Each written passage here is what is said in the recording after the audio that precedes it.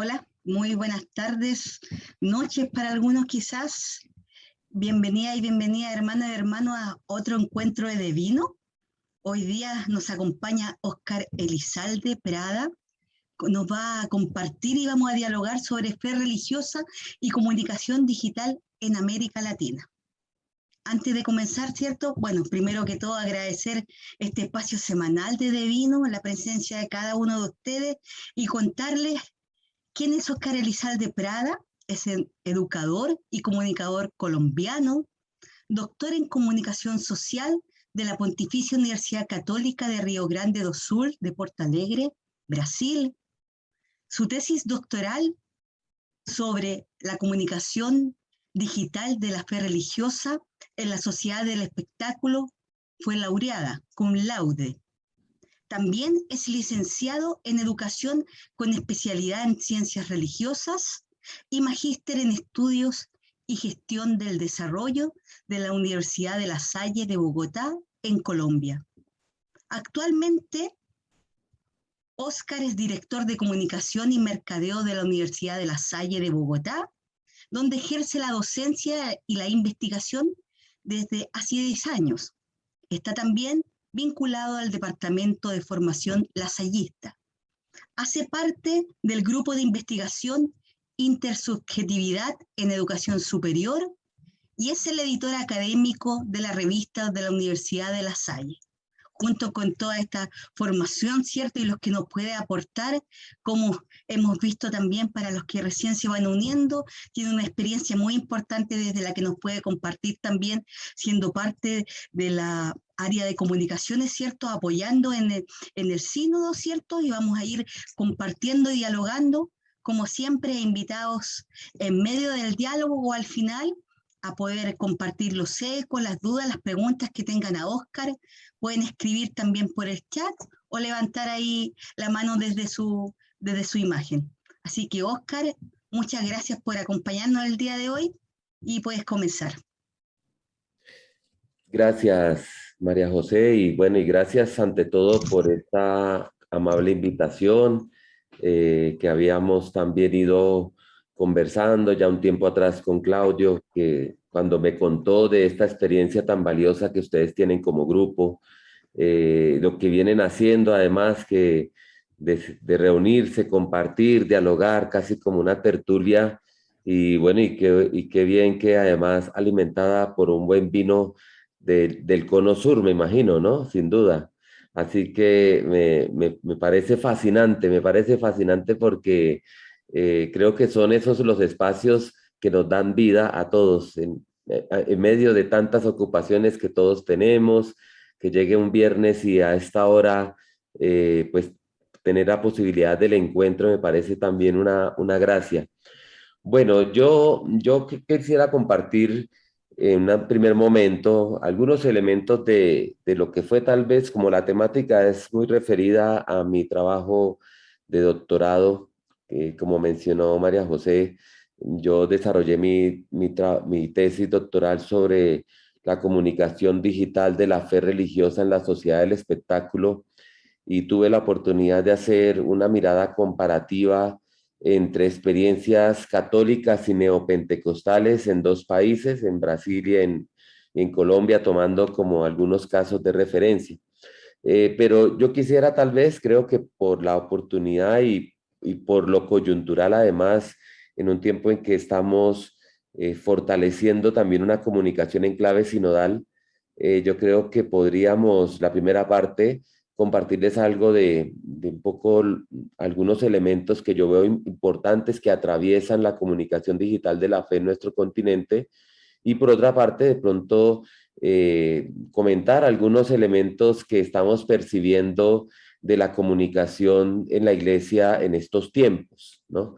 Entonces, bueno, por una parte, con relación a la comunicación de la fe en la era digital, o lo que yo también llamo el poder mediático de la fe, sería otra forma también de hablar de lo mismo. Bueno, yo creo que con la democratización que hemos ido viviendo en las últimas décadas del Internet y el advenimiento de la era digital, ciertamente los procesos de comunicación de la fe han experimentado profundos y vertiginosos cambios, muchos de los cuales me parece que han dado sendas a profundas investigaciones en torno a lo que sería un tríptico entre religión, sociedad y media, ¿no? Un poco entre esas implicaciones que hay entre la religión y la sociedad, pero también cómo las medias están allí presentes. Y bueno, y la experiencia religiosa en Internet se torna cada vez más en un lugar común que se reviste.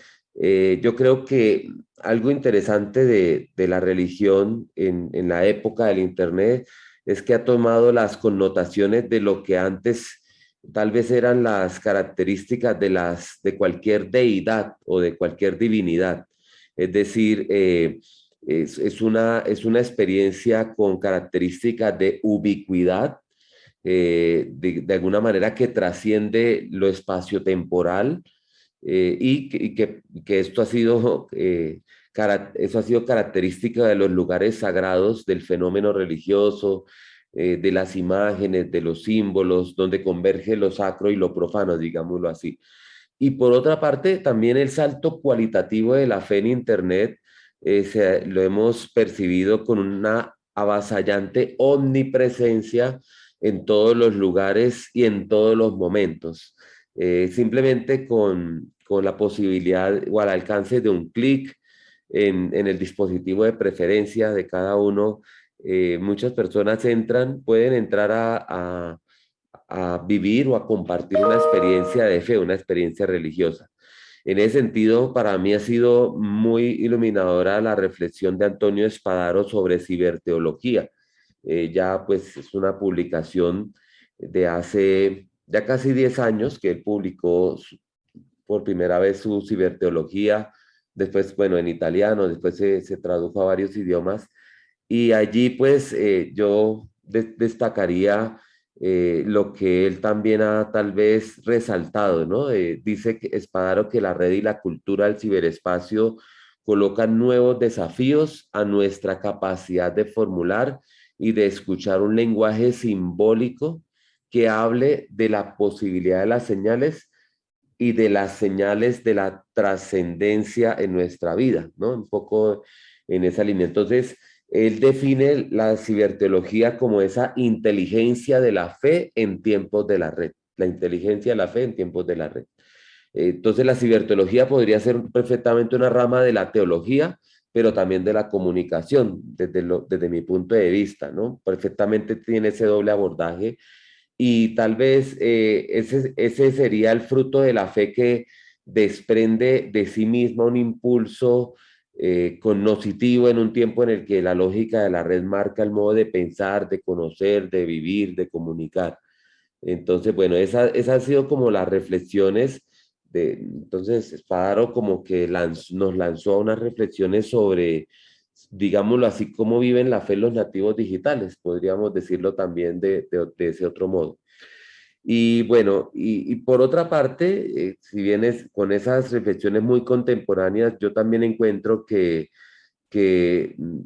hemos evidenciado también en estos tiempos el ascenso de lo que Guy Debord llamó más o menos en los tiempos del concilio, bueno, después del Concilio Vaticano II, unos años después, casi en el borde del famoso mayo del 68, unos meses antes de mayo del 68, él lanzó ese tratado o esa teoría que él llamó la sociedad del espectáculo.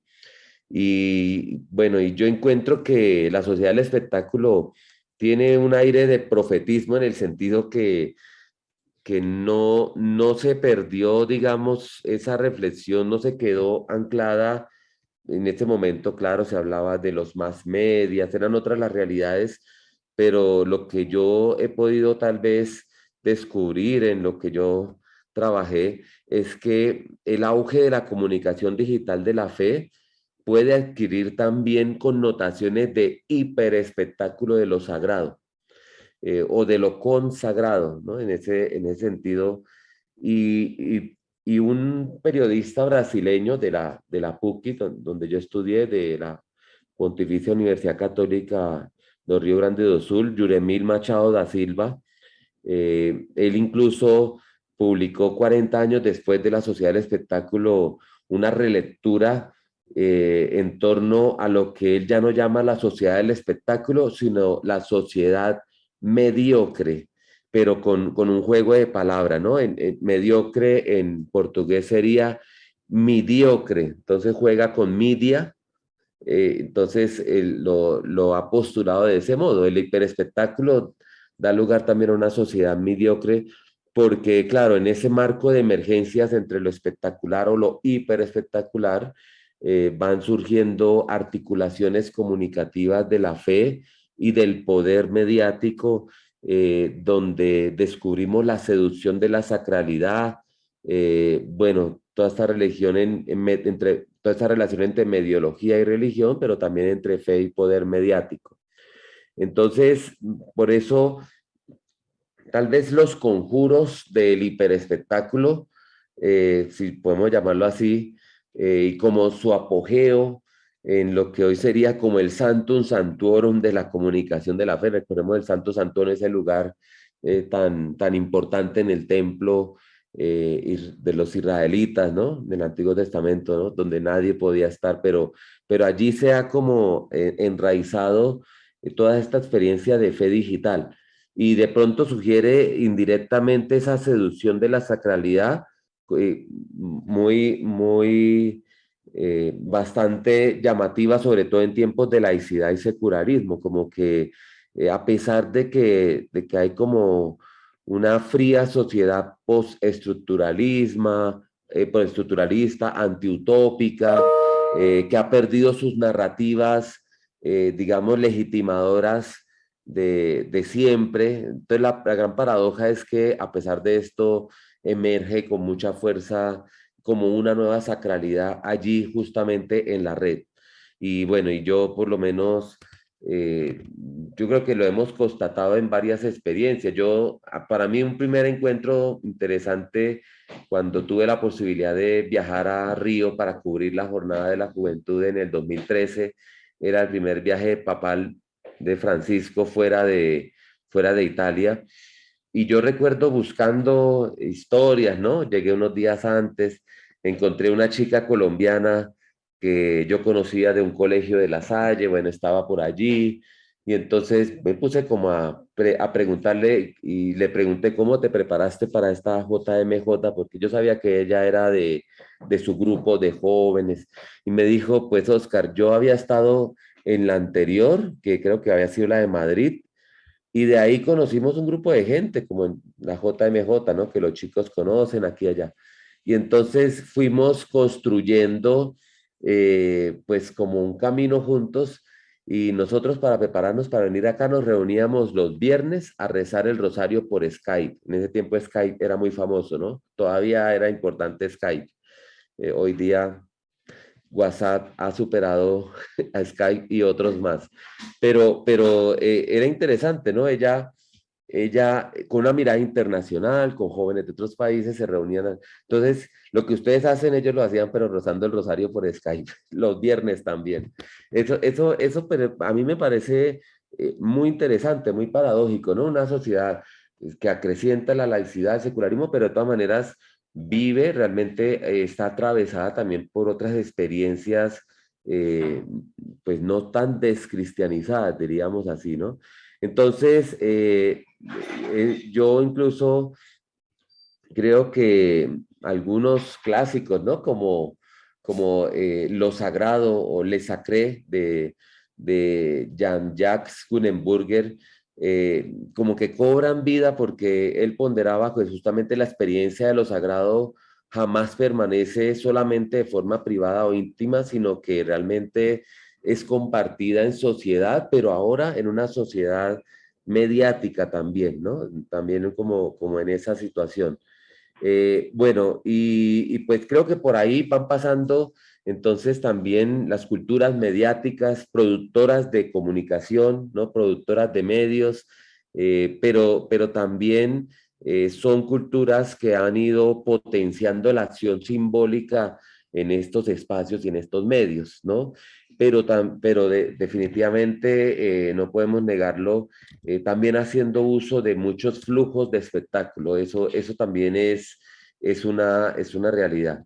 Cuando yo les contaba que hice esa comparación, por ejemplo, yo me puse en la tarea, bueno, ustedes saben que los directores de doctorado le marcan a uno. Yo tenía un director de doctorado que me tenía como un relojito, gracias a él hice el doctorado en los 4 años, que era la beca, si no, si no era un problema allí en Brasil en ese momento no cumplir con los tiempos, pero él me ayudó como a crear un itinerario para hacerle seguimiento y hacer, bueno, acercamientos distintos. Entonces, por ejemplo, yo tuve la posibilidad de ir a Aparecida, que fue uno de mis casos de estudio, el gran santuario de Aparecida, y al mismo tiempo, entonces hice la visita como un feligrés. Yo había estado en la quinta conferencia justamente con el grupo de Amerindia que ahora mencionaba María José. Estuvimos allí un grupo acompañando, pero aquí fui como en otras perspectivas, ¿no? Fuimos de como peregrinos, fui a conversar con el padre, bueno, Aparecida estaba bajo encargo de los padres redentoristas y entonces hablé con el sacerdote que era el encargado de la comunicación y él me contó toda la historia de cómo ellos han ido transformándose comunicativamente, ¿no? Empezaron por ser un portal, pero ellos tenían una editorial, ellos tenían por aparte una radio, y llegó un momento, y no hace mucho realmente, digamos, digo no hace mucho por toda la trayectoria de un santuario como Aparecida, pero realmente fue como en el año 2010, 2011, en que pusieron en práctica el concepto de convergencia. Entonces se integraron en un solo portal de portales, por llamarlo así, integraron todos los medios que tienen, televisión, radio, internet, todo en un solo portal. Y fueron viendo la necesidad además de fortalecer el equipo para producir contenidos. Bueno, entonces, y es un equipo de casi 30 personas, ¿no? Alrededor de 30 personas. Y pues ustedes saben que Aparecida es una ciudad santuario, ¿no? Tiene para todos los gustos, bueno, muy buscada, sobre todo antes de la pandemia, como centros de convenciones, de temas religiosos y demás.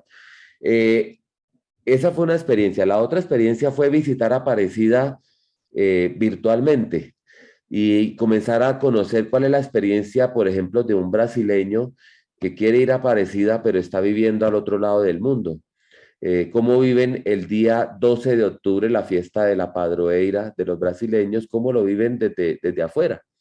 Y entonces fue encontrarnos con una arquitectura, eh, para mí, pues bastante interesante porque es como buscar que la misma experiencia de fe que viven de pronto los peregrinos que están allí, pues de pronto buscar que una experiencia similar pueda tener lugar allí para el peregrino virtual, digamos. Entonces había la capilla de las velas que uno ve cuando va físicamente, una capilla enorme, unas velas de un tamaño impresionante, pero entras al portal y también tiene una capilla a las velas y usted también puede encender la vela y también puede enviar sus intenciones para la misa, etcétera, etcétera, ¿no? Creo que ese mundo se ha potencializado o se ha elevado a como a unas dimensiones inimaginables gracias a la pandemia, por decirlo de alguna manera, ¿no? Y yo creo que todos hemos visto cómo muchos de nuestros sacerdotes, obispos, bueno, todas las personas que están involucradas con las dinámicas litúrgicas en los templos, en las parroquias, pues han tenido que, les guste o no, tuvieron que usar esa opción, ¿no? Y hasta el día de hoy sigue siendo un debate porque muchos tienen el debate y bueno, y es válida la misa por internet, pero que sí, que no es lo mismo, que la comunión no, sí, pero no, todas esas cosas, ¿no? Y yo creo que los liturgistas están en un lío si están abordando el tema, porque no sé qué tanto lo están abordando, pero bueno, pues esa es la realidad. Cuando ya no hubo manera de encontrarnos físicamente era lo que teníamos, o es lo que tenemos, es lo que tenemos. Entonces, a nosotros mismos, por ejemplo, en la Asamblea Eclesial de América Latina, no fue lo mismo la etapa de escucha de la Asamblea a lo que fue la etapa de escucha del Sínodo Panamazónico. El Sínodo Panamazónico fue a los territorios, se reunieron las comunidades, se lograron sumar en torno de 70.000 voces, o entre 70 y 80.000 voces, no recuerdo bien, creo que más cercano a los 80.000, que de alguna manera tuvieron contacto directo, cercano con alguien que los convocó para escucharlos y llevar sus aportes al sínodo. Esta vez la Asamblea Eclesial tuvo que manejarse principalmente por una plataforma virtual. Y en este momento el sínodo que acaba de iniciar tiene ese gran desafío, que se ha querido arrancar por un proceso de escucha en las diócesis, como sabemos, en las iglesias locales, y cómo hacerlas si todavía no nos podemos reunir con la normalidad o con la confianza por los diferentes niveles de la pandemia en todas partes del mundo. Y aún más, un problema aún mayor, y aquí de pronto aprovecho para compartir la experiencia. La comisión metodológica ha ido planteando por qué no abrir la consulta, no necesariamente a través de las diócesis, porque hay personas que de repente ya son católicos, o siguen el magisterio del Papa, o por lo menos les ha gustado la Laudato Si, porque no se necesita ser tan piadoso, digámoslo así, ¿no? O sea, hay diferentes formas de católico, pero si se quiere hacer una convocatoria abierta, y si alguien no quiere hacerlo a través o no puede hacerlo a través de su parroquia o de su diócesis, porque ya se ha alejado mucho, por ejemplo, entonces, esa pregunta la formuló incluso en algún momento un obispo paraguayo, que trabaja mucho con las comunidades de base, y dijo, ¿por qué no se puede hacer la consulta como se hizo para la Asamblea Eclesial, que la gente la puede hacer directamente, puede participar directamente sin pasar por una instancia eclesiástica, digámoslo así, ¿no? Pueden participar directamente en la plataforma. Ese punto no se ha logrado todavía resolver con el sínodo, aunque yo siento que el Papa quiere impulsarlo, pero ustedes saben que hay diferentes velocidades, ¿no? Y hay diferentes mentalidades. Entonces, bueno,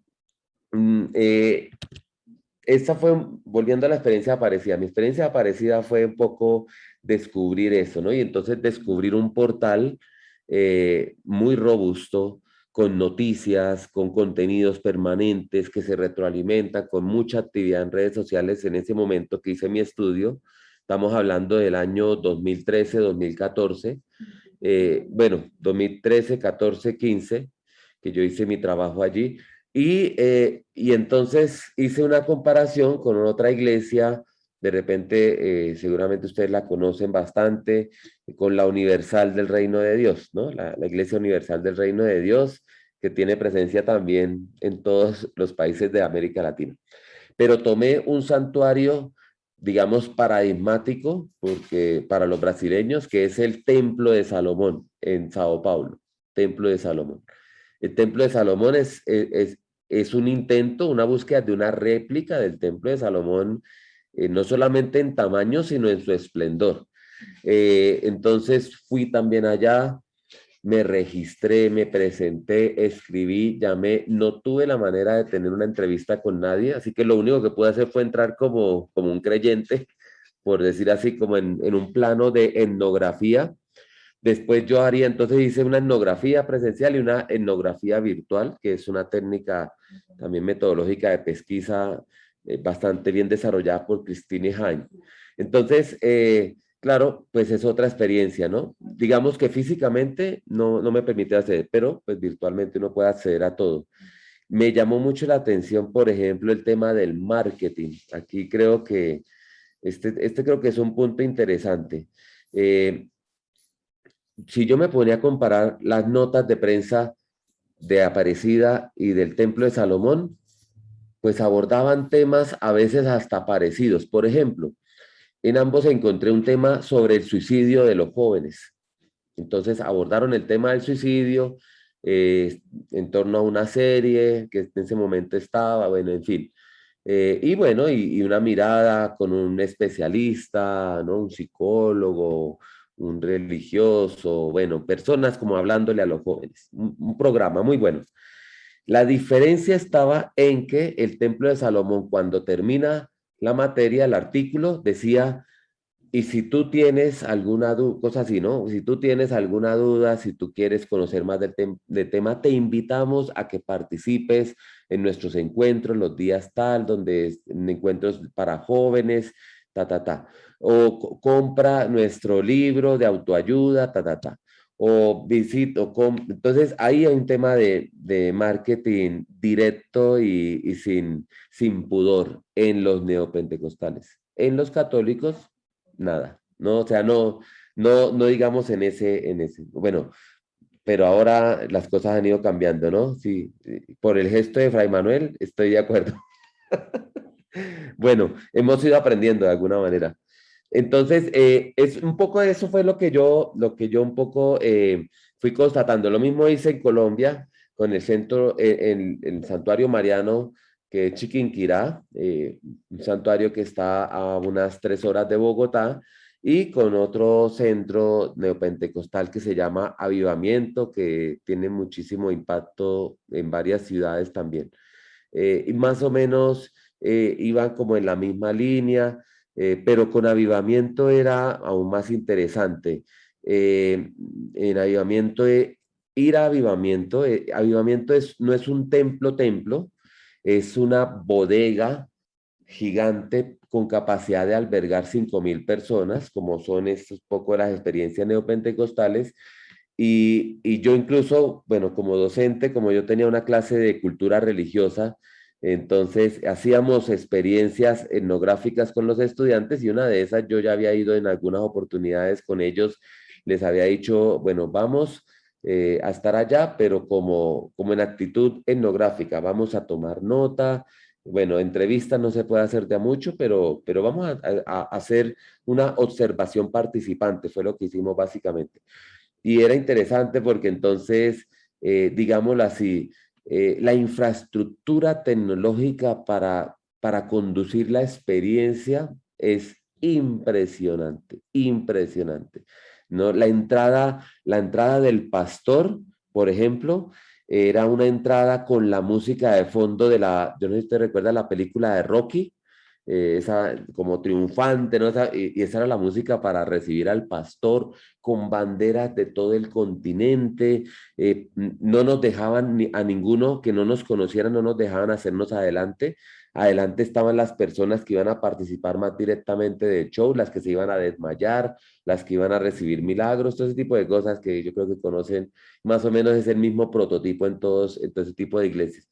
Pero ciertamente hay una inversión muy impresionante en equipos de tecnología y en equipos de comunicación. Y ni se diga de la experiencia de los que lo ven por televisión o lo escuchan por radio o lo ven por internet. Tienen omnicanalidad. Por cualquier lado entras a vivir la experiencia religiosa por internet, específicamente con ellos, ¿no? Entonces, por supuesto que los católicos no nos vemos como en esa línea, ¿no? En ese show, en ese espectáculo. Pero digamos, sí hay también de todas maneras, hay unas tendencias también, hay grupos que sí, de todas maneras, están tal vez incursionando un poco más. Y pues sí, ciertamente ahí ha empezado a interesar más el tema del marketing, ¿no? Yo mismo, yo creo que incluso en el ámbito educativo nos pasa igual. El marketing hasta hace poco era una mala palabra para la educación, era una palabra que no gustaba, ¿no? ¿Cómo así que marketing? ¿Cómo se va a promocionar si la educación es un valor, bueno, etcétera, etcétera, y menos aún en instituciones católicas?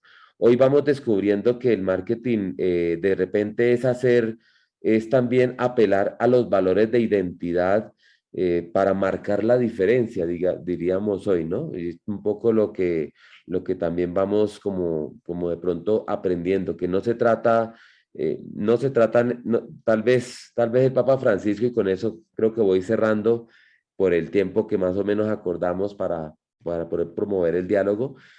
Tal vez el Papa Francisco lo ha dicho muy claro cuando ha dicho que cuando no, ha sido muy claro de que no se trata de un tema de proselitismo, ¿no? Se trata de un tema de que convencemos por lo que somos, por lo que hacemos, y yo creo que él verdaderamente sí que puede ser tal vez el mejor testimonio de lo que hoy podría ser una comunicación como auténtica, ¿no? El Papa, todos sabemos, difícilmente le manejan toda su agenda, no se la manejan, pero sí, aunque sus tweets, por ejemplo, son documentos pontificios, él firma el documento antes de que salga el tweet, tiene que ser un documento pontificio. Yo hace unos años estuvo en Bogotá Gustavo Entrala, el hombre que puso a Pontifex en Twitter, eso fue con Benedicto XVI en el 2012, en diciembre de 2012, pero esa cuenta no era para Benedicto, era para el Papa, o sea, entonces, en una entrevista yo le preguntaba, le dije, bueno, Gustavo, eh, ¿qué de pronto has ido aprendiendo? ¿Qué reconoces de Francisco en términos de comunicación? Y él fue contundente, me dijo, a este papa no se le puede perder un solo día un trino. Y dice, y te llega al corazón, y te llega al corazón, y no solamente a los católicos, a todos nos llega al corazón, a todos nos llega al corazón. Y él decía, tal vez eso es lo que le falta un poco a la iglesia, que la iglesia se ha concentrado más en que, no sé, yo creo que todos vemos, los pronunciamientos de iglesia a veces se concentran mucho en ciertas temáticas, de pronto, claro, evidentemente la iglesia tiene un punto de vista frente a temas morales, frente a temas de bioética, etcétera, pero tal vez ha hecho falta como esa comunicación mucho más que conecte con la vida y con las reales necesidades de las personas. Entonces, cuando vemos al Papa que se salta los protocolos para saludar a la gente, pero también de pronto un día de estos una señora le agarró la mano muy fuerte y él se ha molestado y se le ha visto con cólera y en el Ángelus siguiente estaba pidiendo disculpas públicamente por esa actitud, pues claro, ese es el hombre que convence, ¿no? No es el Papa Francisco, sino es el genuino Bergoglio el que nos convence con esas actitudes, ¿no? Y yo creo que hoy día cualquiera envidiaría tener la cuenta y los seguidores que tiene el Papa Francisco, por ejemplo, en Twitter. Yo creo que eso lo sabemos, ¿no? Ya creo que está alrededor o ya pasó los 60 millones de seguidores en todas las lenguas. Ningún líder tiene esos y de hecho Twitter reconoce que es el mayor influencer que tienen es el Papa Francisco, ¿no? Pero es eso, por lo que él hace, yo creo que es eso, ¿no? La manera como él se aproxima. Entonces, en últimas, y si vemos su último mensaje de la Jornada Mundial de las Comunicaciones, iba en esa línea, ¿no? Nos invitaba a salir, a gastar la suela de los zapatos para hacer las noticias, a encontrarnos con la gente, y lo dijo, con esto cierro, sus 3 verbos en la misa de apertura del proceso sinodal: encontrar, escuchar, discernir. Yo creo que si por lo menos podemos lograr, en términos de comunicación de la fe, trabajar un poco en torno a esas como 3 imperativos de una comunicación sinodal, de repente encontraríamos que es otra la forma, ¿no? Que no es solamente transmitir, que no es solamente conectar a la gente, sino es generar también un vínculo, una experiencia de comunión. Bueno, María José, yo creo que no me voy a extender más para que hagamos lo que vinimos a hacer, que es dialogar. Muchas gracias, Oscar. Creo hablar por todas, agradecer primero por, por contarnos. Creo que has tocado como hartas aristas que la idea es que podamos compartirlas. Tocaste por ahí la ciberteología, los medios, ¿cierto? La palabra marketing, que para algunos, por lo menos desde mí, puede sonar como lejos de la fe, pero como también en otras experiencias de fe, ¿cierto? Ha ingresado y lo que implica también, así que invitados cada uno de ustedes, también quienes están con la cámara apagada, por supuesto, que puedan compartir ecos, dudas, reflexiones, así que adelante.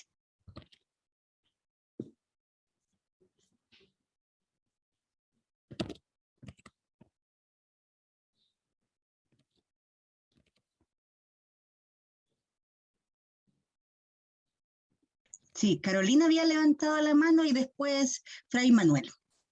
Carolina. Bueno, muchas gracias, Oscar. Soy Carolina de Argentina. Te quería preguntar un poco en tu investigación, tengo varias preguntas, te agradezco mucho, me resultó muy interesante tu reflexión, el planteo, y también trabajo así con trabajo de campo, de investigación, y me dedico a la teología pastoral. Te quería preguntar un poco en tu investigación, ¿qué tanta vinculación encontraste entre las redes, el uso de las redes y el movimiento carismático? ¿Cómo se replica en católico, ¿no? Porque yo tengo como una hipótesis de trabajo de que hay ahí un soporte importante. Esa sería como una pregunta. No sé si te hago varias preguntas. Después, en la experiencia que tenés entre la etnografía virtual y que yo hice cierta exploración, también de la mano de esos autores, y la presencial, si vos ves matices, es una pregunta más metodológica, matices en el acceso, en lo que te permite uno y otro, ¿no? En la práctica concreta. Bueno, después un poco vos lo dijiste, me retomo ahí la reflexión ahí de María José del tema de lo del marketing. Un poco estas mediaciones, o lo que vos decís, por ejemplo, esta mediación así tan grande tecnológica, ¿no? Si realmente puede tener como una cabida dentro de la tradición católica, o tenemos, porque nosotros acá también lo pensamos mucho en Argentina, desde un poco una opción por una precariedad de medios, o por unos medios suficientes, pero no ostentosos, podemos decirlo así en esos, ¿no? Como una opción, digamos, de una privacidad de la gracia que opte por los medios, pero que no por ese tipo de medios así, ¿no? Eso como una perspectiva más teológica también. Bueno, gracias, Carolina. Como son varias preguntas, si les parece un poco, dialogamos sobre Carolina y ya continuamos. Bueno, sí, yo creo que digamos, en términos de redes y grupos carismáticos que tú mencionabas al inicio, yo como tal no logré indagar tanto, pero conocí sí otros trabajos que se habían hecho. Mi trabajo no lo hice en torno a esto, pero por ejemplo, Moisés Esbardelotto, no sé si les suena el nombre brasileño, o incluso es bueno que lo inviten. Es un hombre muy interesante el trabajo de Moisés. Moisés Bardelotto, él hizo, bueno, hizo tanto su trabajo de maestría como su trabajo de doctorado, lo enfocó también, incluso lo hizo de la mano de Espadaro, le hizo el prefacio de su tesis también, ¿no? De su libro cuando lo publicó. Pero él trabajó en el doctorado, él trabajó en un poco estos grupos y su preocupación es cómo circula, cómo se entiende lo católico entre ellos, ¿no? Algunas investigaciones también se han hecho o por lo menos yo tuve conocimiento he tenido conocimiento por grupos que hay en Brasil sobre comunicación y fe digital. También han hecho algunos trabajos etnográficos directamente entrando en relación con redes, digamos, con sitios y redes de movimientos carismáticos. Yo creo que el movimiento carismático es tal vez, y bueno, y algo conocí incluso de movimientos como Canción Nova, por ejemplo, allí en Brasil también. Ellos han salido un poco con más fuerza, o digamos más anticipadamente, por decirlo de otra manera, han incursionado en los grandes medios, es decir, sobre todo en Internet, y han empezado a generar experiencias, sobre todo trabajando con jóvenes, evidentemente, ¿no? Evidentemente con jóvenes. Eh, claro, con su manera, con su estilo, creo que también con un tema de construir como identidades, y ahí hay un tema que yo quisiera destacar, sí creo que hay unas identidades, o por decirlo de otra manera, algunas subjetividades que son notablemente distintas en la red a lo que sería encontrarnos con estos grupos así en una sala, dialogar con ellos y se tornan en otras identidades. En Colombia, por ejemplo, hay un grupo mariano de jóvenes, se llama Lazos de Amor, ¿no? Es un grupo que nació en Medellín y se ha ido extendiendo muchísimo. Y bueno, no estoy de todo tan seguro si nació en Medellín, pero en Medellín aquí es como su epicentro. Y estos chicos realmente desarrollan toda una mística, una espiritualidad. Creo que ahí está como el punto interesante y es que ellos han ido también como construyendo una experiencia propia, mística, espiritual, pues muchas veces sí, ciertamente con prácticas religiosas concretas, el rezo del rosario, por ejemplo, como este grupo de marianos que decía, de lazos de amor, pero también a través de la búsqueda del canto, entonces, y a mí me llama la atención que creo que si hay grupos que están también moviéndose mucho en las redes, tiene que ver también, han integrado lo que ellos sienten como su misión evangelizadora con lo que hoy conocemos como los fenómenos de influencers, de Instagramers, YouTubers, y entonces allí también se han desplegado de una manera interesante. Pero igual ese fenómeno, creo, sabemos, no es solamente de ellos, ¿no?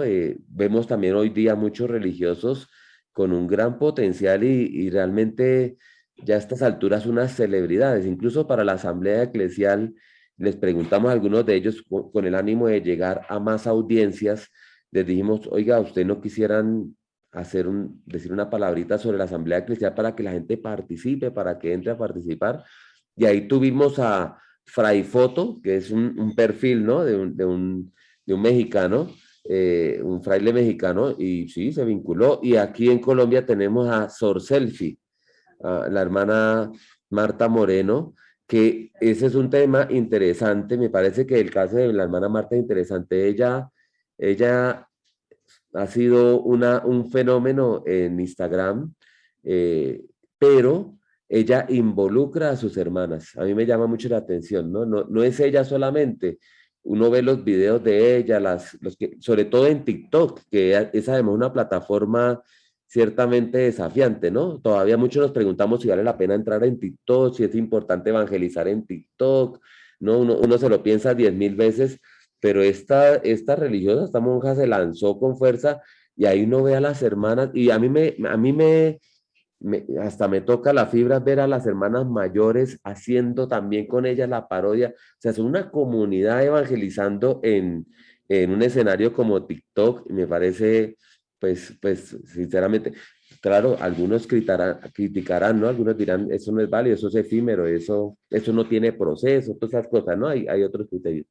Bueno, en términos de la metodología, Carolina, yo sí creo que es sustancialmente eh, muy, la experiencia es muy distinta cuando hacemos la etnografía allí o la observación participante, hacer la entrevista, pues incluso la entrevista, ¿no? Una entrevista a profundidad que tú llevas mm, con preguntas preparadas y otras que van surgiendo, pero tú cuando estás con alguien tomas nota haciendo ese ejercicio etnográfico, tomas nota de actitudes, de gestos, no necesariamente verbales que tú no puedes captar de igual forma en la virtualidad, ¿no? No es tan fácil. Por ejemplo, los silencios, cuando la gente se queda pensando, cuando la gente no te responde, cuando se te desvía, eso tú no lo percibes igual. Y por otra parte, también uno a veces siente muchas dudas si realmente lo que uno está observando en la virtualidad es tan real como se muestra, porque hay que decirlo, y esto también atándolo con la sociedad del espectáculo, la virtualidad impera el mundo también de las apariencias, ¿no? Entonces eso lo sabemos, ¿no? El aparentar, el mostrar, el exagerar, el Photoshop. Por eso esos vergoglismos que nos tocan el corazón, ¿no? Cuando el Papa les dijo a los chicos en Perú que no se puede photoshopear la fe. Utilizó adaptó un neologismo para decírselos con claridad. Entonces, pues yo un poco he percibido también esa dificultad, ¿no? A mí me ha gustado la propuesta de Christine Hein, bueno, su libro Etnografía Virtual, que bueno, tiene una traducción en España que hicieron del libro. a mí me sirvió para trabajar, pero en algún punto me tuve que también como desvincular porque no creo que cada investigación te pone a ti en otros escenarios y bueno, y pues termina uno ajustando y haciendo unos instrumentos un poco distintos. Bueno, y de la última parte de tu pregunta, ¿cuál era? El tema de los recursos, pensar Ah, teológicamente un poco esa apuesta para unos recursos. Es decir, es un punto como delicado ahí, tecnología, iglesia, tradición católica, y pensarlo un poco desde... sí, eh, ese tema me parece que todavía no ha sido suficientemente madurado, me parece a mí, en muchas instancias, porque sigue siendo para muchos visto, bueno, invertir en tecnología para evangelizar, ¿vale la pena? Ya con la pandemia, muchos se dieron cuenta que definitivamente, así no valiera la pena, no tenían otra opción, ¿no?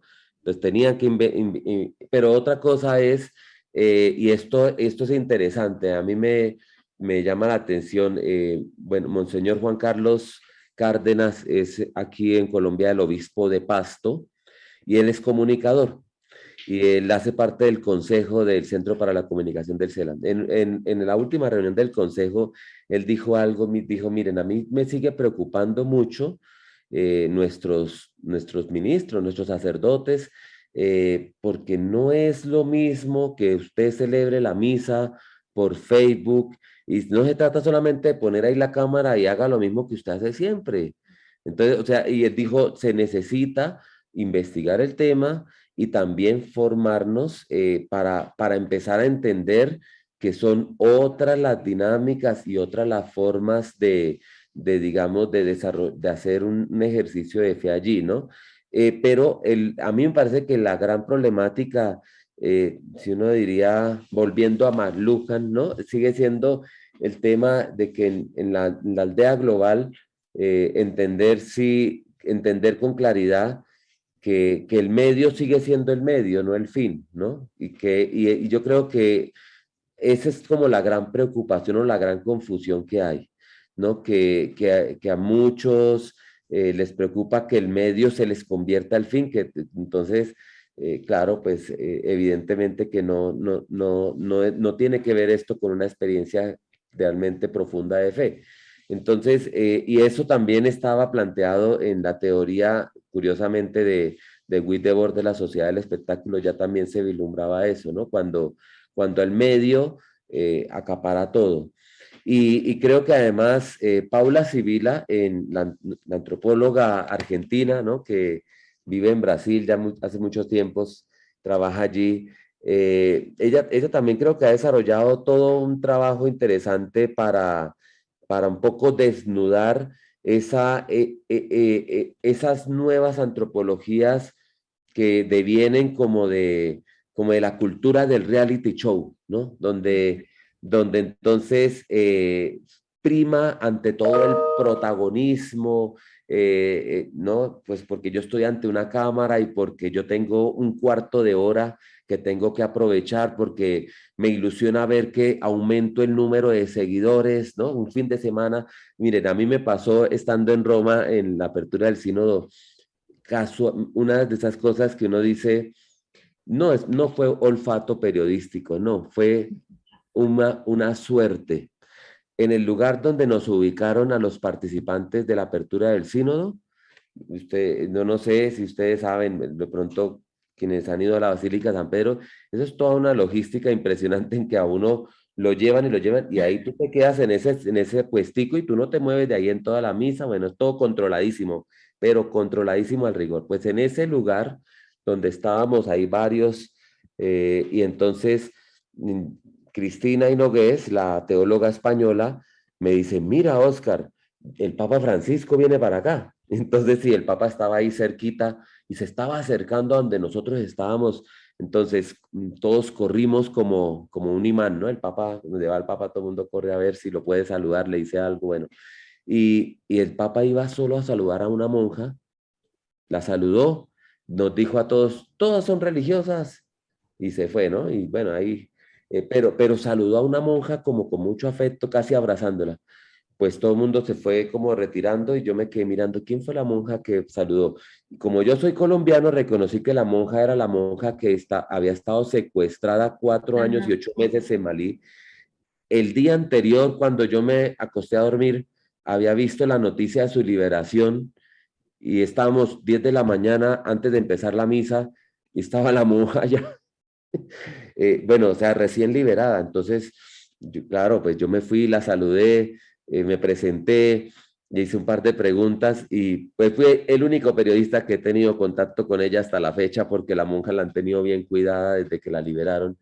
Y bueno, y entonces ese fue mi cuarto de hora mediático en Roma, no fue el sínodo, fue la monjita colombiana que era liberada porque yo publiqué la foto en las redes, ¿no? Sí, sí. Y me llamaron algunos vaticanistas, todos creían que yo tenía el contacto y todos querían que yo les agendara la entrevista, pensaban que yo era el jefe de prensa de la monja, entonces, no, yo les explicaba que no, y yo hice mi testimonio, lo escribí para Vida Nueva y ya lo publicaron acá también en Colombia, como hice mi testimonio de fe, ¿no?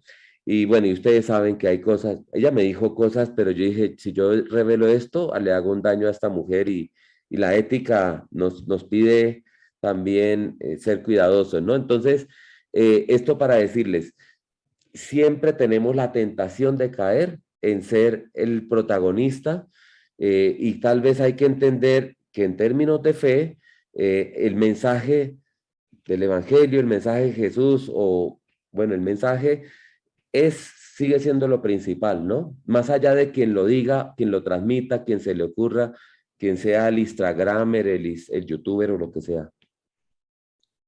Muchas gracias. Muchas gracias. Muchas gracias, Carolina. Fray Manuel, te escuchamos y quien también pueden ir guardando sus preguntas, levantando sus manitos en el chat para después escucharlo. Bueno, Oscar, me gustó muchísimo tu intervención, tu exposición, fue muy clara. Creo que lamentablemente estamos en pañales en la Iglesia Católica todavía en este tema. La pandemia nos obligó a la virtualidad, nos obligó. De hecho, la experiencia que yo he tenido es que con medios pero súper rudimentarios empezamos a salir del paso a la pandemia. Y invertir dinero en tecnología nos cuesta un Perú. Basta pasar por cualquier galponcito. Galponcito es una construcción precaria que es templo evangélico y tiene un sonido pero impresionante.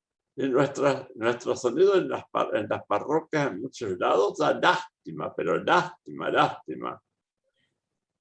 Coincido también en que no hemos sido preparados para el mundo mediático, para el mundo del Internet, para todas estas nuevas tecnologías que tenemos ahora. No hemos sido preparados. Yo soy sacerdote y no hemos sido preparados. Y todavía en los seminarios es un tema que ni se toca. Entonces, digo, me parece preocupante porque vivimos en el mundo de lo mediático, de las redes.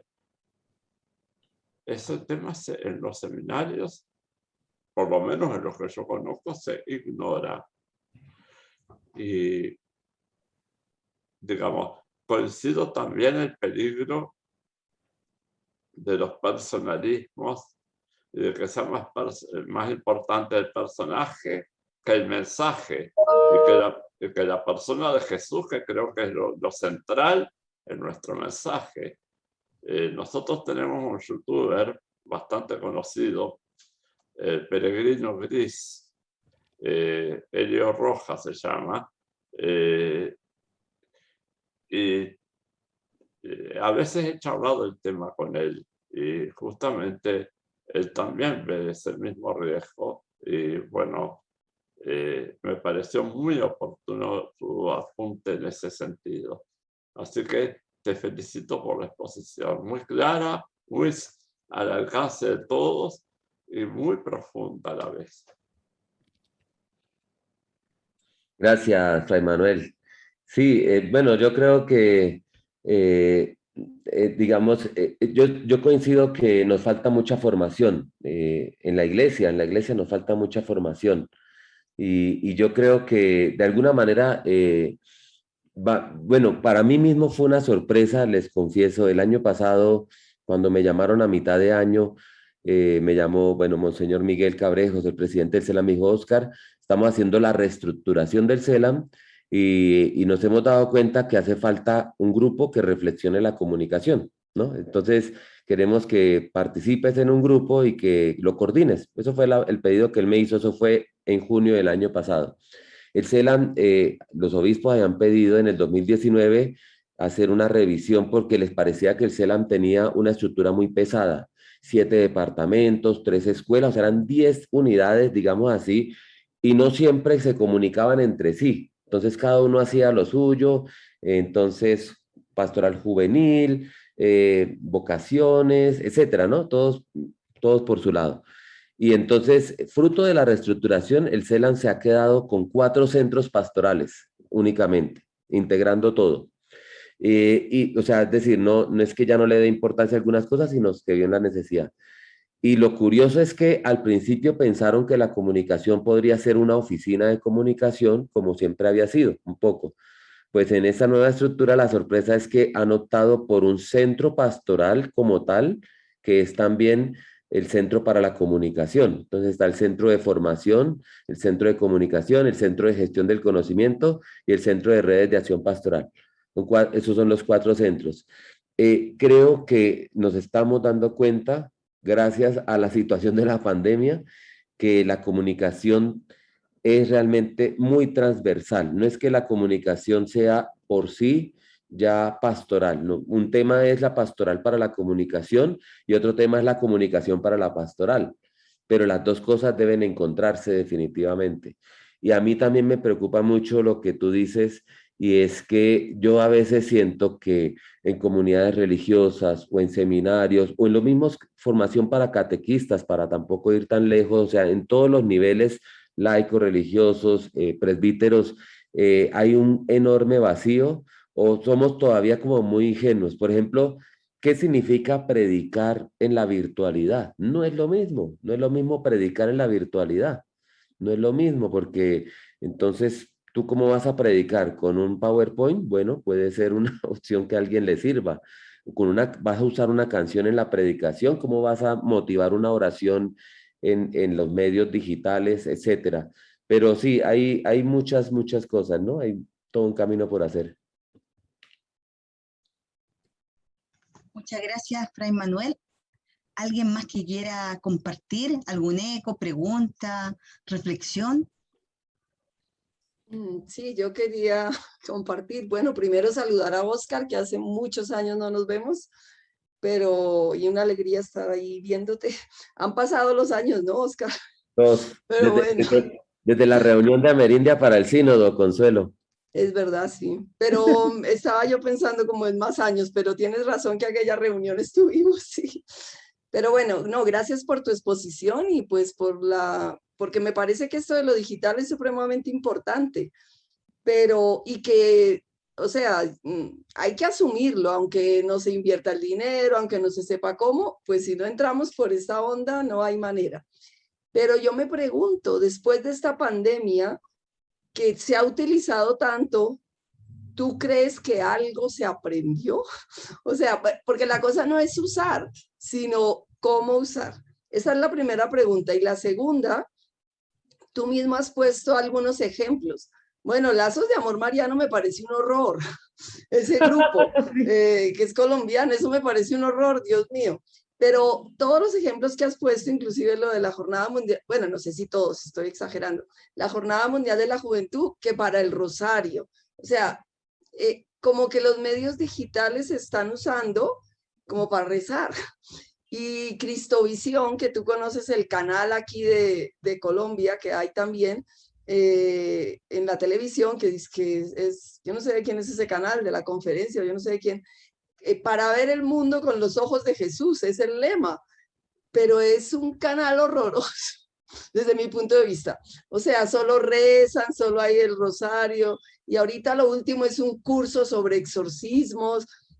O sea, es una cosa increíble. Entonces, mi pregunta es, ¿tú has incursionado algo para que, incluso la hermana Sor Selfie, que yo la conozco, pues sí, puede bailar, puede, me parece chévere, que dé como otra alegría, pero es un poco como lo carismático, alegría y pasémosla bien y Jesús es chévere. ¿Tú has incursionado cómo podríamos hacer que estos medios digitales sean para hacer una evangelización que no sea solo rezar o que no se caiga en lo que ya los evangélicos nos ganan o los carismáticos, en alegría y mucho entusiasmo, sino cómo compaginar una evangelización cristiana, pero que sea de compromiso social, de tener los ojos, que ver el mundo con los ojos de Jesús, pero ver la realidad, todo eso. Tú que estás en ese mundo de la comunicación, tú, primero, ¿qué has visto de la pandemia? Si algo se aprendió. Y segundo, ¿cómo poder dar el paso a que la comunicación no sea puros rezos? Sin que eso sea malo, pero claro que algunos, como dije, Lazos de Amor Mariano me pareció horroroso. Y el canal Cristovisión me parece también, alguna cosita se puede salvar, pero muy poca. No conozco otros canales de otros países. Perdonen que hable y que aproveche que Oscar es de Colombia para hablar de lo de Colombia. Pero, ¿cómo podríamos dar un salto a que evangelización no sea rezar por los medios digitales? Pues, ¿tú tienes alguna idea, Dios mío? ¿Tú que incursionas esos medios? Bueno, Consuelo, no, gracias y gracias por complementar con conocimiento de causa y por ejemplificar. Yo tengo el mismo temor tuyo, porque yo tengo a veces el temor de que si dicen que la pandemia ya, no sé, que el próximo año ya se ha asumido que ya es endémica y tal, que entonces yo tengo yo tengo serios temores de que, bueno, ya podemos otra vez a como éramos antes y digamos así, lo que ahorita hemos visto que ha sido una oportunidad de que nos ha lanzado y nos ha enfrentado, por lo menos nos ha enfrentado al tema. Entonces, fíjense ustedes, para no ir muy lejos, hace como unos 7 años habían invertido los obispos del CELAM en una plataforma para reunirse, tipo así como estamos, tipo Zoom, se llamaba Episcopos, subutilizada, porque ellos preferían viajar para sus reuniones. Bueno, y sabemos que a todos nos gusta viajar y demás, pero nunca fue posible decirles, hagamos esta reunión, no, pero ahora sí pudieron hacerla y entonces han hecho cientos de reuniones y se siguen haciendo porque es que no hay de otra, ¿no? No hay de otra. Pero a mí eso me enseña, incluso, por ejemplo, para poner un caso concreto, yo estuve indagando no hace mucho porque se quiere lanzar un suplemento periodístico de lo que se hace en el CELAM y yo estuve indagando si era posible que lo hiciéramos solo en formato digital para evitar costos de impresión y de envío que todos sabemos que son enormes. Y ninguna de las conferencias episcopales me aseguraron que de pronto sí podría lograrse que no necesitemos hacer ningún envío en papel. Por ejemplo, o sea, no tienen la certeza de que alguien va a aprovecharlo aunque no lo tenga en papel, ¿no? Y bueno, pues eso sí, hay gusto, ¿no? A muchos nos gusta también el papel. A mí mismo me gusta muchos libros leérmelos en físico todavía, ¿no? Pero esto para decir que si hay resistencias, las hay. Y yo creo que, digamos, así como yo veo las cosas, sí, creo que las nuevas generaciones de repente podrían estar dando un paso más decisivo, pero hay un peso, hay un contrapeso todavía muy grande y bueno, y ya entrando incluso o sea, yo no veo el tema tan claro de que hemos aprendido y de que entonces ya no necesitemos viajar, ¿para qué vamos a desplazarnos? De pronto, algunos encuentros sí lo ameritan porque el encuentro presencial no se reemplaza, eso también es cierto, pero no todas las veces es necesario, no todas las veces es necesario y entonces pues ahí empezamos de pronto hasta a ser mucho más coherentes con Laudato Si, porque menos consumo, menos combustible, todo ese tipo de reflexiones que se han hecho. Creo que en eso los europeos son un poco más juiciosos que nosotros los latinoamericanos. Si por lo menos uno ve las determinaciones que han tomado la iglesia alemana con temas así muy laudatos, sí, muy radicales, están en otro nivel, están en otro nivel. Y bueno, mi única ilusión es que las agencias de ayuda que siguen apoyándolo en América Latina nos lleven nos lleven por esa vía como con más determinación, ¿no? Que nos ayuden un poco en eso. Bueno, sin embargo, yo creo que, digamos, hay una mayor presencia de la iglesia en la red, sí, eso sí hemos logrado, que no lo teníamos antes de la pandemia. Miren, antes de la pandemia sabíamos casi todas las parroquias, hay que decirlo con tranquilidad. De pronto tenían una página en Facebook, pero era como una cartelera que uno encuentra a la entrada de la parroquia, con los horarios de las misas, lo mismo que uno encuentra en una cartelera. O sea, era la web 1.0 que se superó hace 3 décadas. Eso era la web 1.0, nada de interacción. Por ejemplo, yo eso lo he planteado en muchos casos. ¿Hasta qué punto estamos atentos a lo que la gente nos escribe? Porque esa es otra forma de escucha que tenemos que activar, las reacciones de la gente en las redes sociales. ¿Quién está respondiéndoles? ¿Será que el párroco las lee? ¿Será que la comunidad religiosa, de pronto, ¿no? Un portal de una comunidad, una congregación religiosa, un colegio? ¿Será que lo leen? ¿Un hospital católico? ¿Será que están escuchando lo que les escriben? ¿Será que alguien se toma el trabajo incluso de responderles?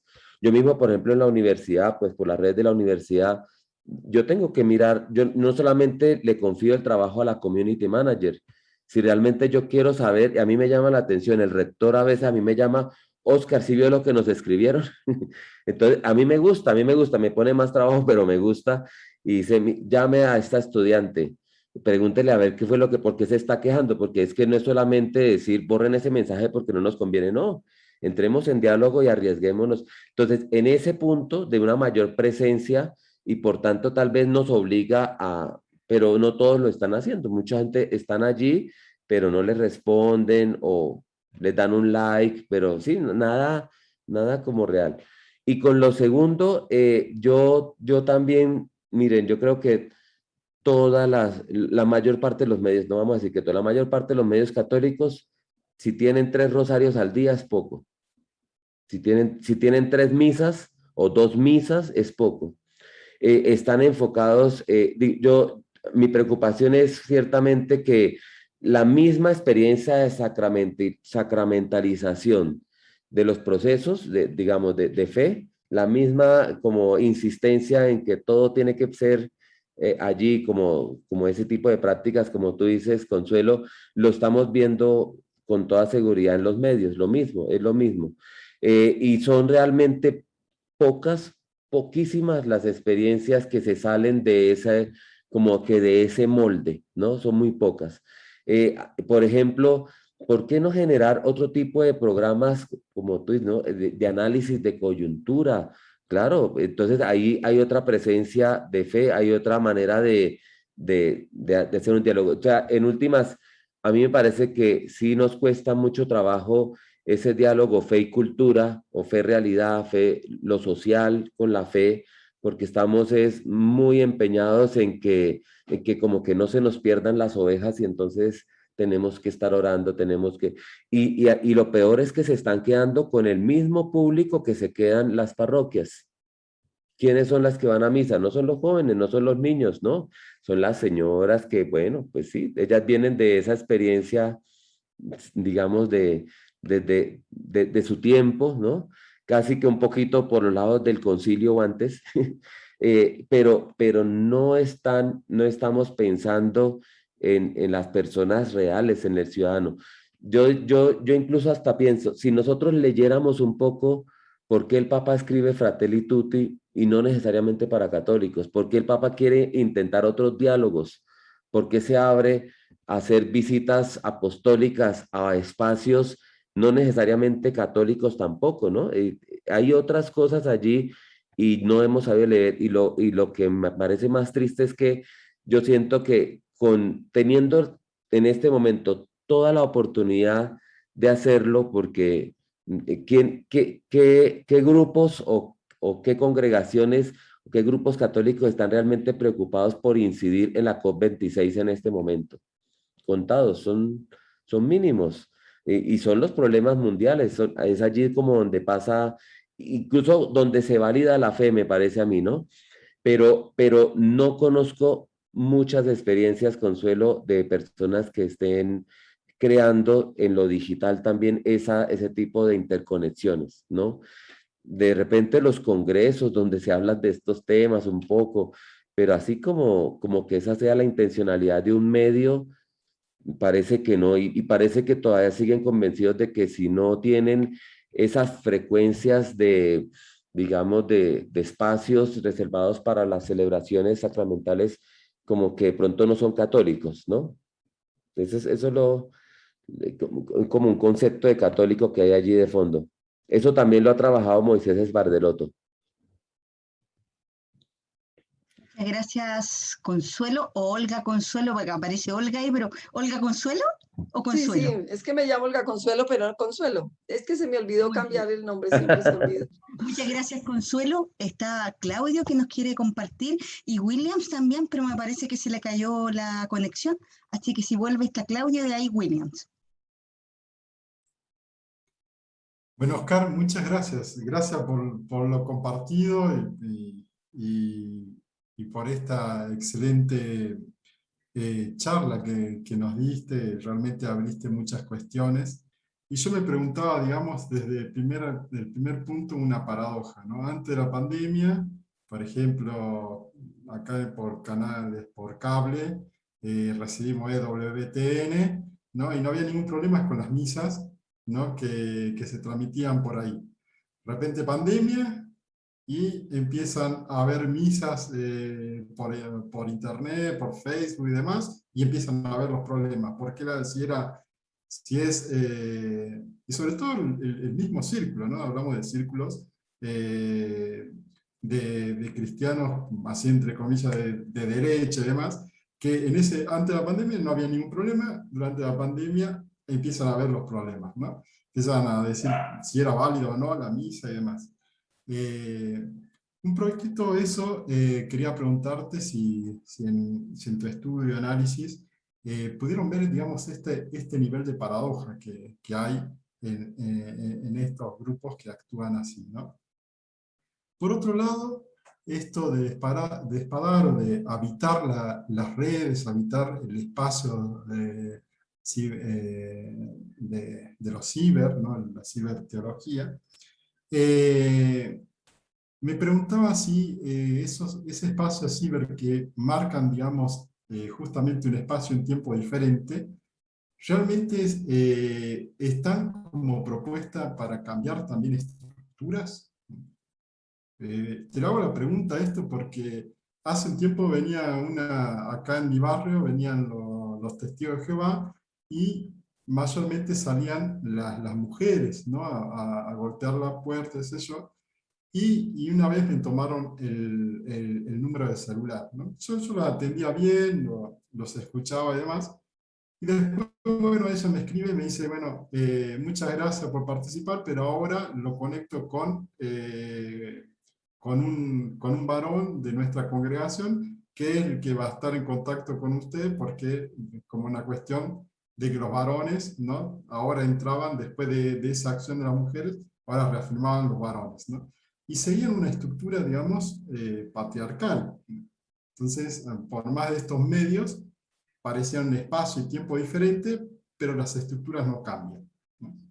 Y como este ejemplo también podemos verlo dentro de la vida de la espiritualidad católica, ¿no? Y entonces, por ahí va mi pregunta. ¿Será que esto de los ciber tiende a cambiar estructura o la verdad que no cambia nada? Así que bueno, gracias, Oscar. Serían estas dos cuestiones. Gracias. Bueno, yo creo que esa paradoja es real. Hay una brecha entre, digamos, las modernas tecnologías que podrían permitir otros alcances, otras formas, incluso redescubrir otros lenguajes, otras narrativas, ¿no?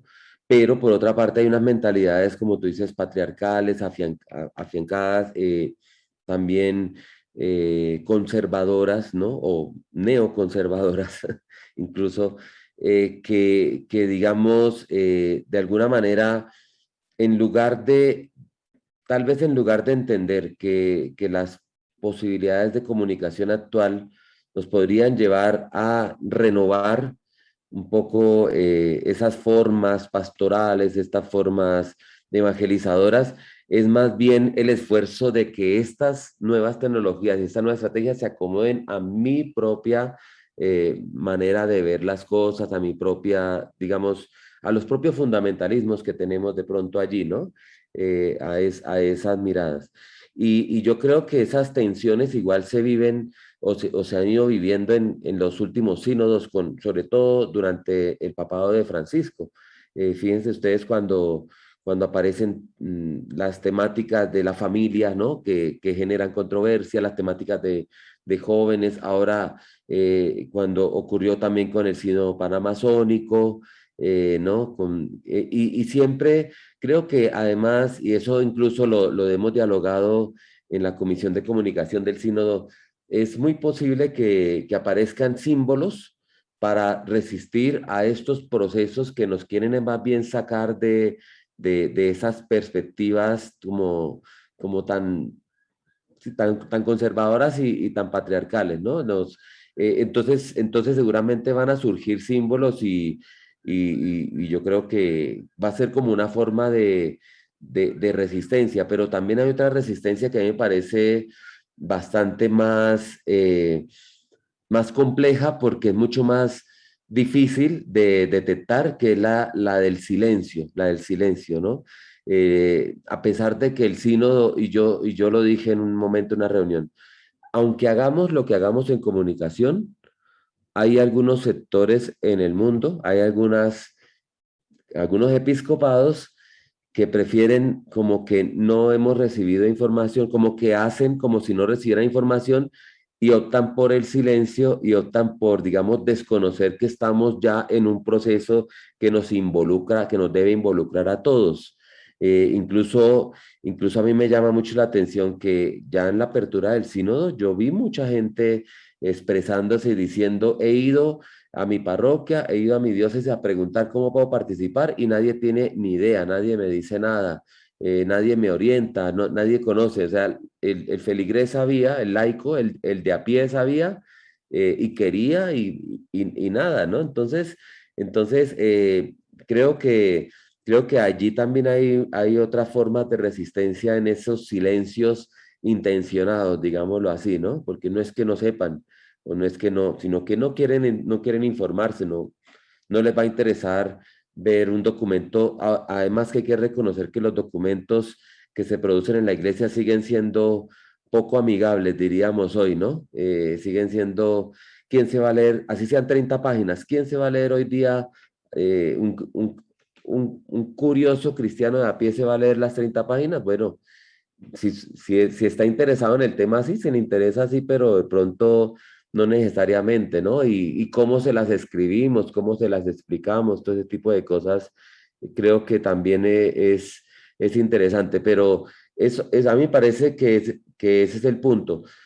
¿Qué nos puede ayudar a salir de allí? A mí me parece que hay una pista interesante y es cuando, yo no diría cuando le damos la palabra al pueblo de Dios, sino cuando se la devolvemos, porque es que ellos son realmente los genuinos poseedores de la palabra de Dios, ¿no? Entonces no es dársela, es devolvérsela.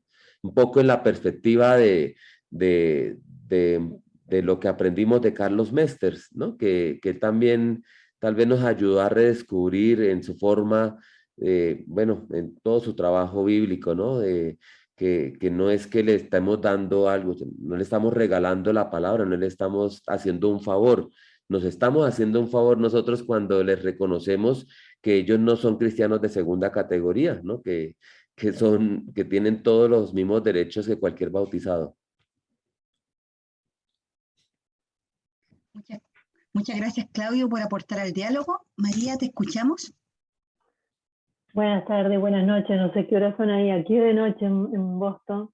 Un gusto, Oscar, muchísimas gracias por tu exposición, muy interesante.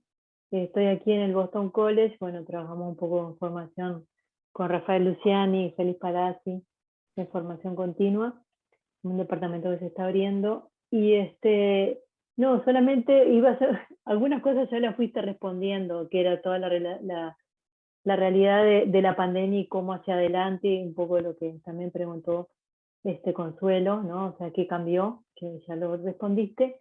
Y otro punto que creo que es bastante, no sé, que siempre me da vuelta en la cabeza, como del miedo que muchas veces nos produce en la iglesia, los medios de comunicación. Parece una cosa, porque si vemos desde la década de los 60, o sea, las misiones, la iglesia tenía como los medios más importantes, porque iba una misión rural y llevaba el cine, que no había cine, no había televisión, pero parecería que después que hubo televisión, ¿no? La iglesia fue involucionando y parece como que todos los medios podían ser ocasiones de escándalo.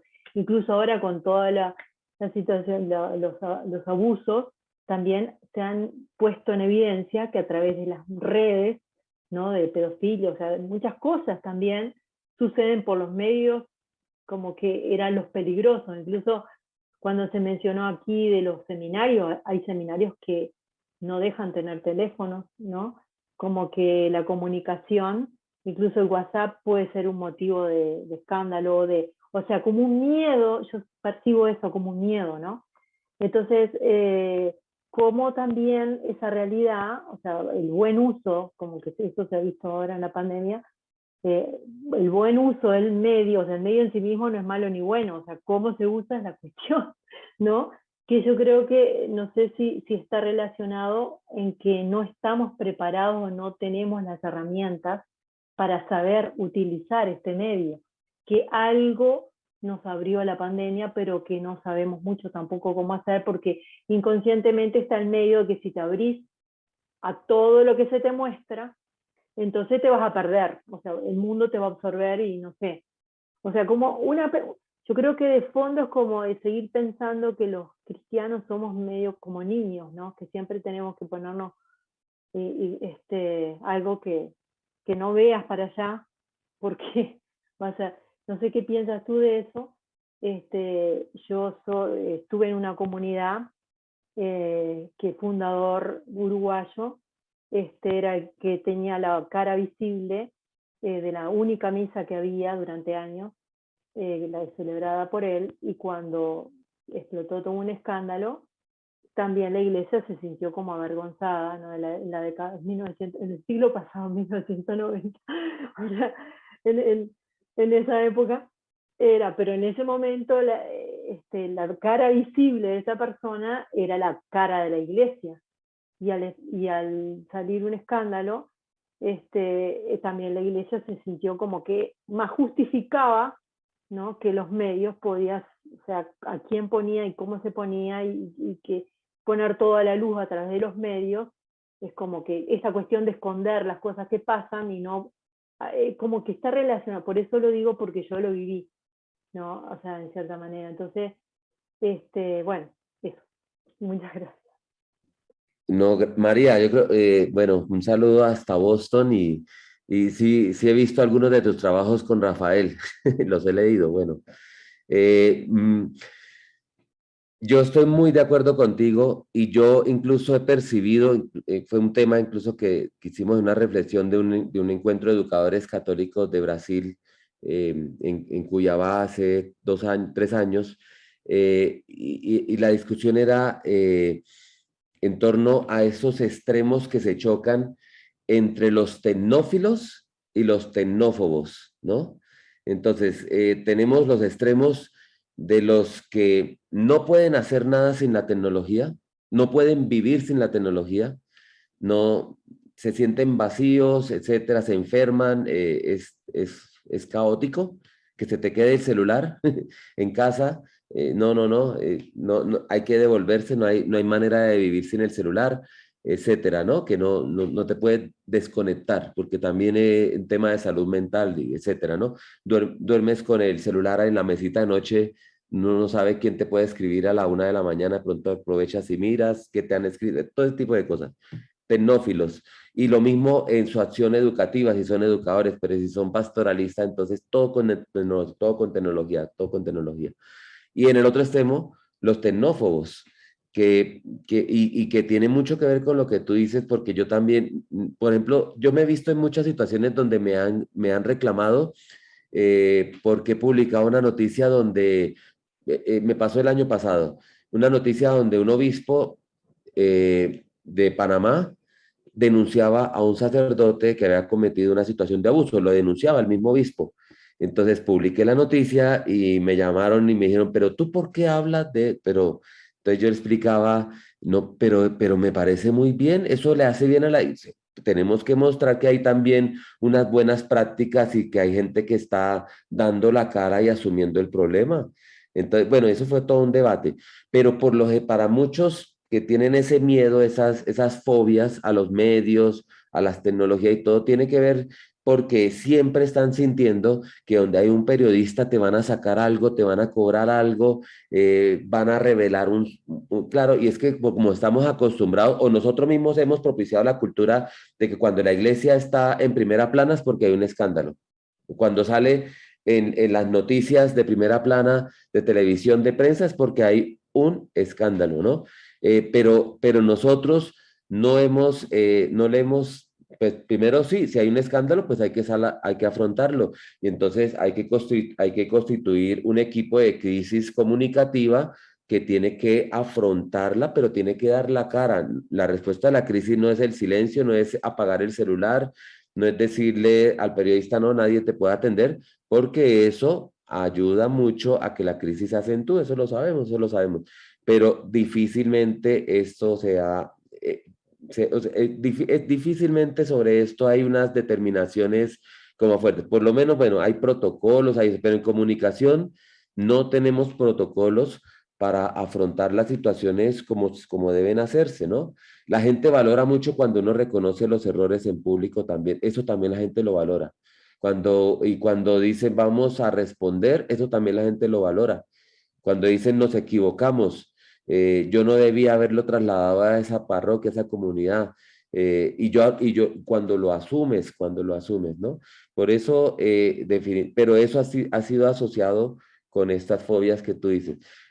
Definitivamente, en ese punto sí que hay mucho por hacer, sí que hay mucho por hacer porque ni los equipos de comunicación a veces, digamos, a veces hasta le tienen el temor al jefe, decir, no, pero yo cómo voy a, porque si no, también pierdo mi trabajo, etcétera. O sea, el miedo es por todas partes, el miedo es por todas partes.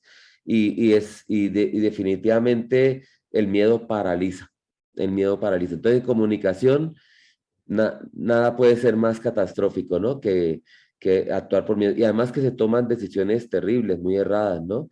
Entonces, no es que todo el mundo tiene que salir a hablar, ¿no? Pero tenemos que tener claro quién va a dar la cara y quién lo va a decir. Y si es una comunidad religiosa, si tú eres el provincial, pues cuando asumiste la cruz, también estaba esa incluida.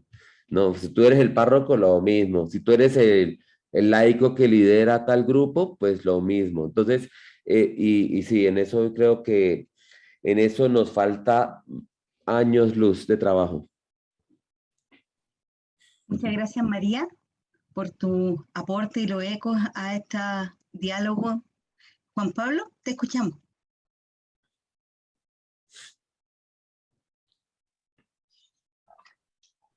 Bueno, yo soy de acá, de Buenos Aires, Argentina.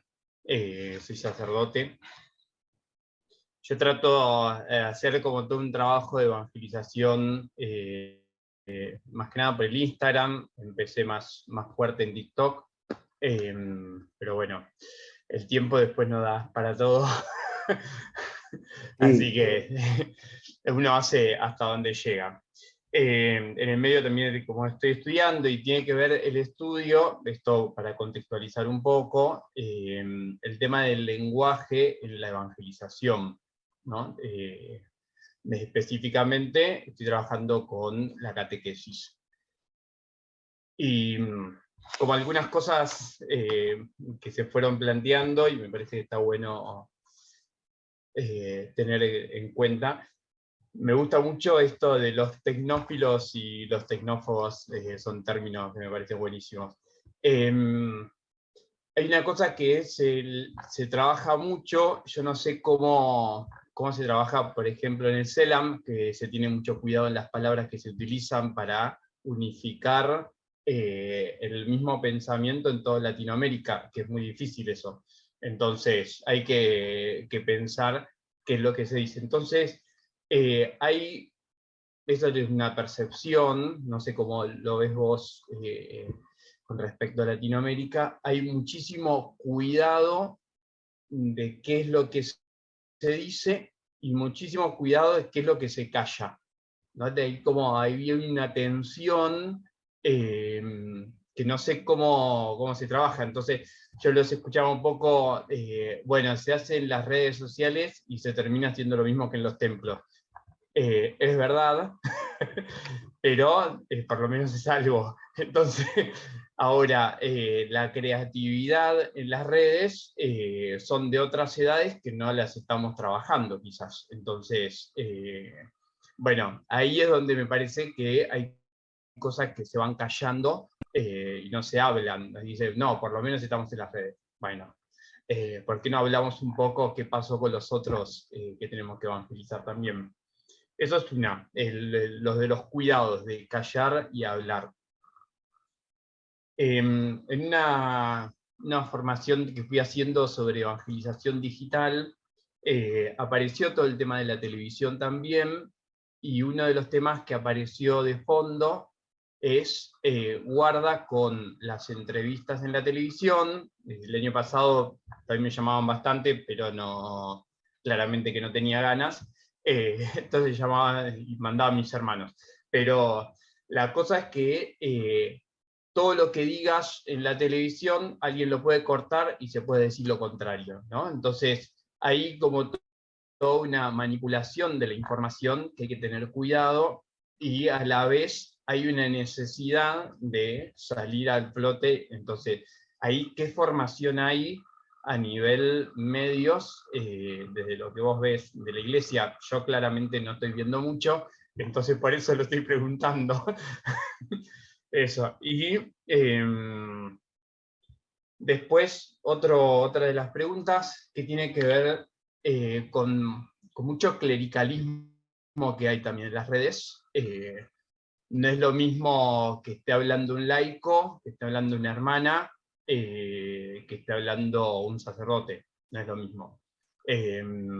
A los laicos les cuesta un montón llegar, y de hecho, si vamos viendo las cantidades de seguidores de varios, yo trabajo más ahora todo el tema de Instagram, son los sacerdotes y un par de religiosas, pero después laicos que lleguen tan lejos, no hay tantos. Pero a la vez, lo que voy viendo es que en laicos que yo le hago por ahí la segunda y trato como de, los veo muy poco formados. No veo laicos que tengan mucha formación y que a la vez trabajen mucho en las redes. O sea, me estaría costando encontrarlos. Entonces, ¿qué hay detrás de eso? Es mi gran pregunta. Porque los sacerdotes, bueno, se dedican a esto. Pues, ¿qué pasa con los laicos en esto? Bueno. No, y después hay otro tema que tiene que ver con la sobreprotección a los sacerdotes. Lo digo más que nada por todo el tema de los abusos, todo el tema. Ahí al entrar en todo este juego de las redes, me fui encontrando cosas bastante duras dentro de la iglesia, muy feas. Entonces, digo, hay una sobreprotección eclesial muy, muy loco. Entonces, eso, ¿cómo lo ves vos también?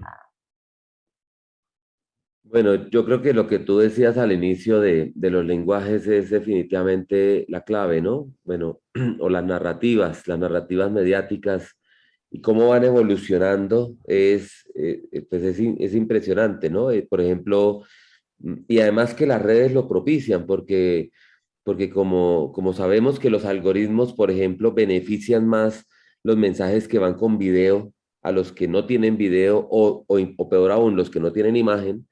Entonces, esos son menos visibles, esos llegan menos, pueden impactar menos, pero si tienen un videíto pueden lograr un mayor impacto. Entonces, ciertamente nos van como presentando como esos nuevos, yo diría como areópagos, donde estamos transitando también incluso en los procesos de evangelización, ¿no? De los procesos pastorales. A mí me parece, por lo menos desde lo poco que hemos ido haciendo en este tiempo en el CELAM, algo que ha sido fundamental es, y justamente por el tema de los lenguajes y que hay palabras o hay expresiones que en un lugar suenan muy duras, en otro lugar son normales, son tranquilas, etcétera, pero la red es un lugar muy global, etcétera. Pero a nosotros ha sido interesante y ha sido básico, digamos, encontrar diferentes como acentos desde las propias culturas. Entonces, por ejemplo, para la invitación que hacíamos a la escucha, si queríamos hablarles, decirles a la gente de la Panamazonía, participa, pues mejor que se lo digamos nosotros muy bonito, muy bien dicho, muy técnicamente preparado, mejor que se lo diga un catequista indígena que es de los suyos, ¿no? Y entonces, ahí es donde creo que tenemos que asumir los riesgos, porque entonces de pronto no sale todo como institucionalmente alguien quisiera.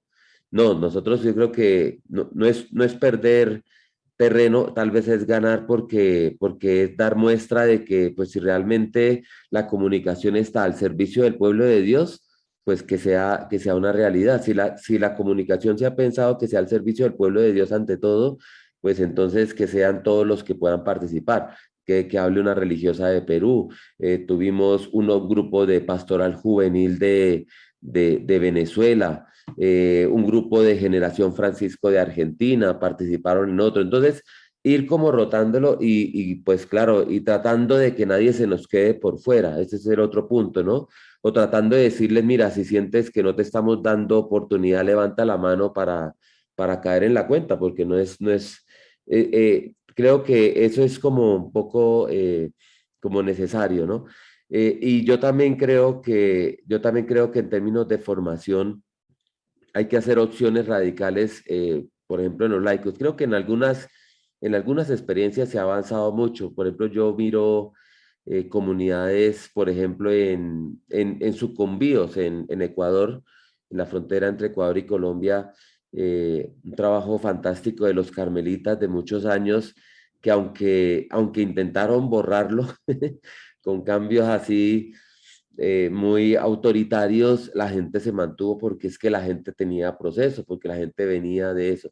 Y ahí yo siento que de alguna manera esas experiencias de las comunidades, ¿no? De las pequeñas comunidades o de las comunidades de base, más bien, para decirlo tal vez más propiamente, creo que ellos han logrado mejores resultados por eso, porque han hecho un trabajo, porque se han formado en Biblia, porque lo han hecho progresivamente, porque lo han hecho entre todos, porque no es solamente que alguien vino a darles un curso, sino ellos mismos se preocuparon por formarse, buscaron sus subsidios, invitaron a alguien, etcétera.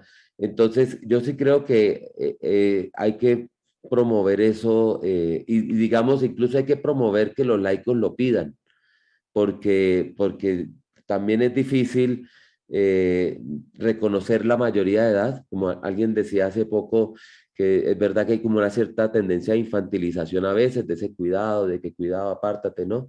Incluso esas tendencias creo que lo mencionaba María hace un momento, eso de, no, aquí no puedes venir con aparatos, aquí los aparatos no puedes encender.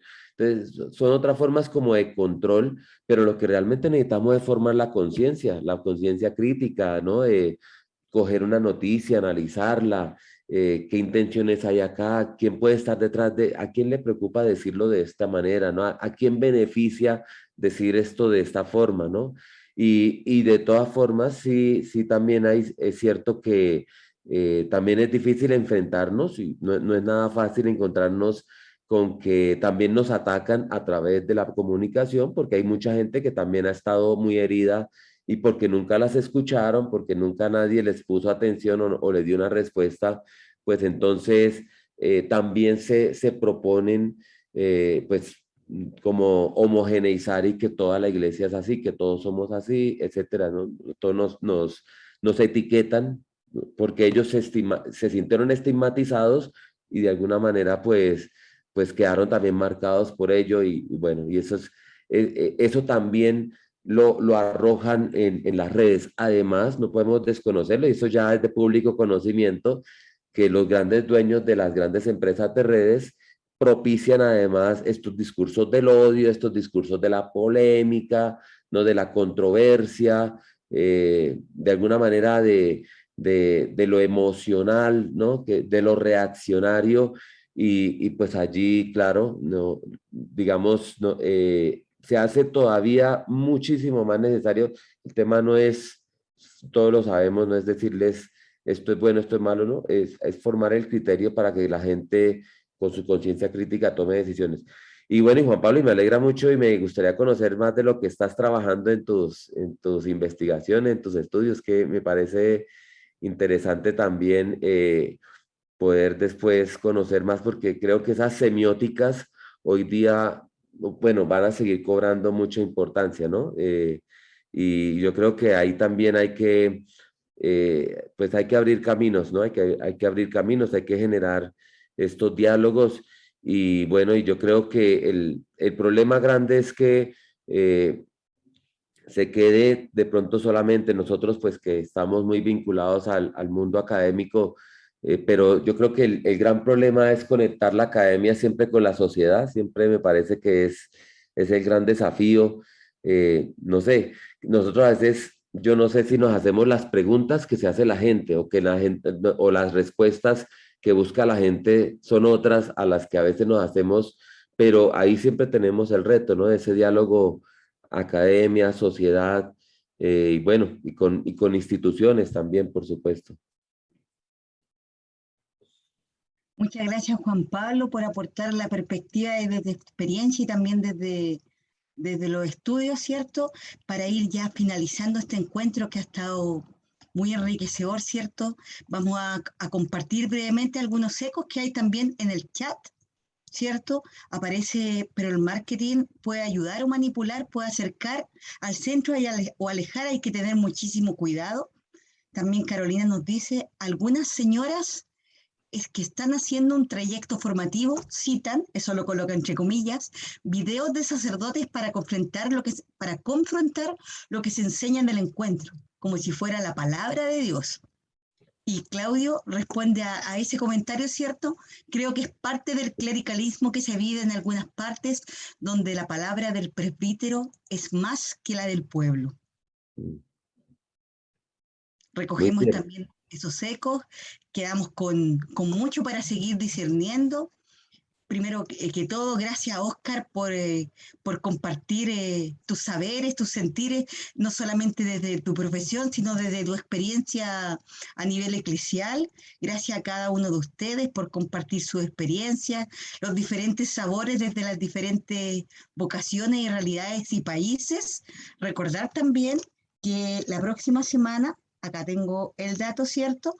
Estaremos de modo excepcional el miércoles a las 14 horas con Ramón Gros Foguel, con la siguiente tema, pensamiento descolonial y pueblos originarios. Así que para que agenden, ¿cierto? Quienes puedan participar en dicho horario, ¿cierto? Igual se va a compartir por las redes. Agradecer a todos, y ahora viene también una parte importante, Óscar y todos, de nuestro encuentro, haciendo honor al nombre, ¿cierto?, de vino. Invitamos a todos a que puedan prender sus cámaras, ¿cierto? Algunos con vinito, otros con tecito, mate, agua o diferentes brebajes varios. Vamos a brindar juntos, agradecer por este regalo de poder dialogar en esta comunidad. Y muchas gracias, Óscar, por compartirnos toda tu experiencia y por propiciar este diálogo el día de hoy. Así que hacemos un brindis todos juntos. ¡Salud! ¡Salud! Gracias a ustedes. Gracias, Saludos, Oscar. me encantó. Salud, gracias. Saludos, Oscar. Gracias, Saludos, gracias. chao para A ver todos. si. Gracias, Olga. Gracias, Consuelo. A ver si también estos espacios, Oscar, espacios de laicos, Sí, van sí, haciendo sí. ruidos por ahí. No, buenísimo, buenísimo. Qué bien, qué bien. Me alegra mucho. Y bueno, y también veo que en la página de ustedes, muy bien, ¿no? Y van publicando también sus videos. Muy bien, muy bien.